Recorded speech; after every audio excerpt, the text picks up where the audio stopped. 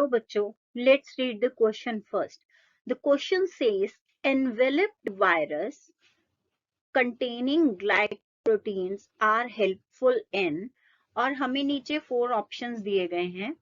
First है binding to the host surface, second है phagocytosis, third है protection and fourth है fusion with the plasma membrane of host.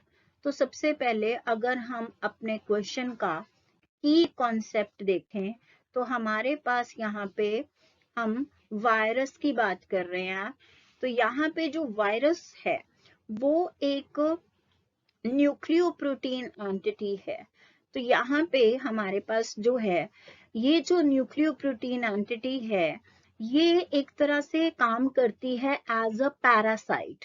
हम इसको obligate parasite बोलते हैं, जनरल टर्म इसके लिए यूज होती है.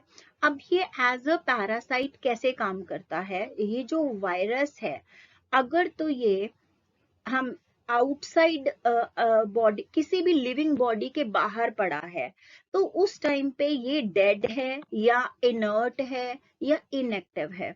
और जैसे ही ये किसी लिविंग सेल में एंटर करेगा जो किसी अदर ऑर्गेनिज्म का होगा तो हम उसको होस्ट सेल बोलेंगे. तो वहां पे जाके ये उस सेल की जो मशीनरी है अपने आप को कॉपी करने की, तो उस सेल की मशीनरी को ये हाईजैक करके उसकी मशीनरी को यूज करेगा और फिर अपनी कॉपीज बनाएगा. और एज अ रिजल्ट क्या होगा, जब इसकी खुद की कॉपीज प्रोड्यूस होगी तो इसका नंबर जो है वो इंक्रीज हो जाएगा. So as a result person को इन्फेक्शन हो जाएगी. तो अब अगर हम देखें इसके स्ट्रक्चर के बारे में भी बात करें तो जो जनरली यहाँ पे जो जेनेटिक मटेरियल जो कि होता है वो आरएनए हो सकता है या डीएनए हो सकता है, दोनों ही नहीं होते हैं. तो ईदर डीएनए होगा या फिर आरएनए होगा.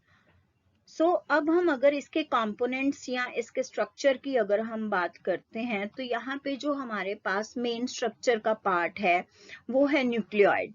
तो ये जो बेसिकली ये न्यूक्लियोइड है इसी के अंदर वायरल क्रोमोसोम प्रेजेंट है. हम इसको वायरल क्रोमोसोम वर्ड से भी डिपिक्ट कर सकते हैं. हम ये भी कह सकते हैं कि जीनोम प्रेजेंट है, वायरल जीनोम, या फिर हम ये भी कह सकते हैं कि वायरल का जेनेटिक मटेरियल प्रेजेंट है, जो मैंने अभी आगे बोला कि या तो वो डीएनए हो सकता है या आरएनए.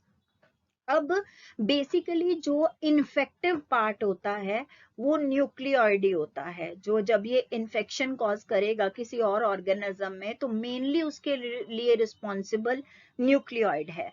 अब ये तो हो गया फर्स्ट स्ट्रक्चर. अब जो सेकंड स्ट्रक्चर यहाँ पे है वो है कैप्सिड. अब जब ये जो कैप्सिड है हम इसको प्रोटीनेशियस कवरिंग है ये. तो ये जो कवरिंग है ये बेसिकली इसका जो काम यहाँ पे आता है वो प्रोटेक्शन होता है. हम इसको शीट भी बोल सकते हैं या हम इसके लिए वर्ड कोट भी यूज कर सकते हैं कैप्सिड के लिए. तो ये जो प्रोटीनेशियस कवरिंग है ये जो है बचाए न्यूक्लियोइड जो है उसको बचाती है ताकि जो जेनेटिक मटेरियल है वो प्रोटेक्टेड रहे, चाहे किसी फिजिकल प्रॉब्लम से चाहे किसी वायरल इन्फेक्शन से, किसी और इन्फेक्शन से. ना केमिकल चेंज से इफेक्ट हो ना हम कह सकते हैं कि केमिकल जो है उसको इफेक्ट कर पाए, ना ही कोई फिजिकल रीजन जो है वो डिस्ट्रॉय कर पाए वायरस के जीनोम को. तो अब यहाँ पे जो थर्ड स्ट्रक्चर हमारे पास आता है वो होता है एनवेलप. अब हम एनवेलप जो है वो सभी के सभी वायरसेस में प्रेजेंट नहीं होता है. ये कुछ फ्यू एनिमल सेल्स जो हैं, फ्यू एनिमल वायरसेस में ये प्रेजेंट होता है, अदरवाइज ये प्रेजेंट नहीं होता है. तो यहाँ पे जो है चौथा हमारे पास है यहाँ पे एंजाइम्स. अब ये जो हम एंजाइम्स की बात करते हैं ये एंजाइम्स में जैसे अब एक हम एग्जांपल ले लेते हैं लाइजोजाइम की, ये एक एग्जांपल हो सकता है एंजाइम का. फिर आरएनए पॉलीमरेज प्रेजेंट हो सकता है. तो ऐसे ये सिर्फ 2 एग्जांपल्स हैं, और भी एंजाइम्स जो हैं वो यहाँ पे प्रेजेंट हो सकते हैं. अब ये जो हमारे पास एनवेलप है वो प्रोटीन्स का बना है, और ये हमारे पास यहाँ पे इसका जो वायरस का जो मेन काम है, वायरल इन्फेक्शन कब होगी, जब वायरल जीनोम जो है वो एंटर करेगा होस्ट सेल के अंदर। तो यहाँ पे एंट्री इंपॉर्टेंट है। अब ये एंट्री जो है वो किस तरीके से होती है, यहाँ पे जो एनवेलप्ड वायरस है जिसके ऊपर जो मेम्ब्रेन के ऊपर ग्लाइकोप्रोटीन प्रेजेंट है, तो ये जो सबसे पहले यहाँ पे इसको हम दो स्टेप्स में हम इसको डिवाइड कर सकते हैं। फर्स्ट हम कह सकते हैं बाइंडिंग, और सेकंड एक बाइंड हो गया और दूसरा जो हो गया वो हो गया फ्यूजन। तो ये दो स्टेप्स बेसिकली यहाँ पे होते हैं। तो सबसे पहले क्या होता है कि ये जो बाइंड करता है वो बाइंड करेगा जो होस्ट सेल है उसके ऊपर एक स्पेसिफिक सरफेस रिसेप्टर है।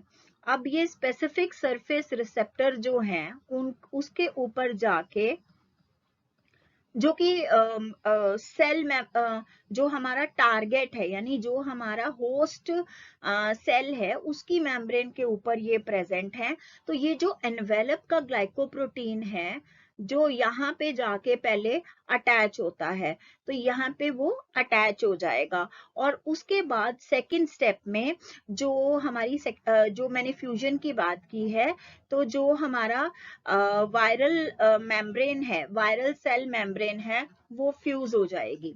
तो यहाँ पे हमारा जो वायरल सेल मेम्ब्रेन जब फ्यूज हो गया तो मटेरियल जो है वायरस का वो एंटर कर गया। तो अब हम अपने ऑप्शंस में अगर देखें तो हमारा ऑप्शन ए यानी कि बाइंडिंग टू होस्ट सरफेस, ये हमारा करेक्ट ऑप्शन है। So I hope it is clear to you. Best of luck.